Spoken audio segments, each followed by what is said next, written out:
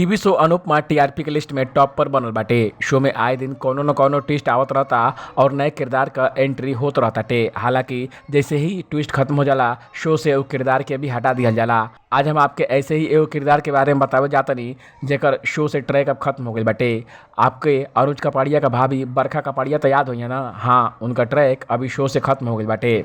बरखा कपाड़िया का भूमिका निभावे वाली एक्ट्रेस अश्लेषा सावंत ई टाइम्स के एक इंटरव्यू में खुद बतौली है कि वो अब शो में कबो नजर ना आई हैं। दरअसल अधिक और पाखी के ड्रामा के बाद ये उम्मीद कल गई रहे कि बरखा का वापसी हो सकेला और वो अपने भाई के पाखी से बचा ली हैं। हालांकि अश्लेषा बतौली है कि उनका शो में ट्रैक पूरी तरह से खत्म हो गई बाटे। अश्लेषा कहली है कि हमारा ट्रैक पूरा खत्म हो गई बा, अब शो के हमारी जरूरत नहीं थे।